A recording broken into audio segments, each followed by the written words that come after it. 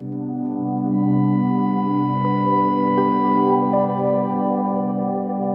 नमः। आज आपण पाहणार आहोत की कविगुरू कालिदास यांना दीपशिखा असं संबोधन का मिळालं।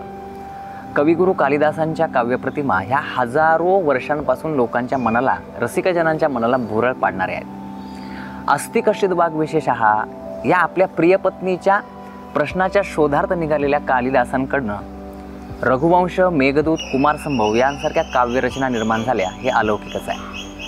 म्हटलेलंच आहे की उपमा कालिदासस्य भारवेरर्थ गौरवम दंडिनः पदलालित्य माघे संती त्रयोगुणाः। मानवी भावभावनांचं वर्णन करत असताना कालिदासांनी त्यामध्ये दिलेल्या चपलक उपमा यामुळे कालिदासांची एक नवीन वेगळी ओळख निर्माण झालेली आहे। रघुवंश महाकाव्यामध्ये इंदुमती स्वयंवराचा एक प्रसंग आहे आणि त्यातील एक श्लोक आहे।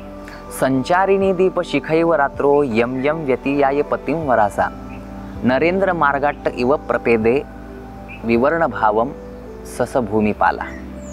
या श्लोकाचा अर्थ असा आहे की ज्यावेळेस राजकुमारी इंदुमती हे हातामध्ये वरमाला घेऊन राजांच्या समोर जाते, त्यावेळेस ती राजाच्या समोर गेल्यानंतर त्या राजाचा जे काही मुखकमल आहे ते सुशोभित करणार होतं आणि ती जशी जशी पुढे सरकते त्यावेळी त्यांचं मुख म्लान होत जातं।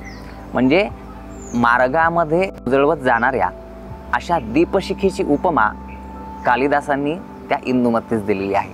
त्यामुळे पुढे कालिदासांना दीपशिखा कालिदास असं संबोधण्यात येतं आणि त्यामुळेच आपण कालिदासांच्या आशीर्वादाने त्यांच्या स्मरणार्थ ही दीपशिखा पुढे घेऊन जातो आहोत, केवळ संस्कृतचा प्रचार आणि प्रसार होण्यासाठी।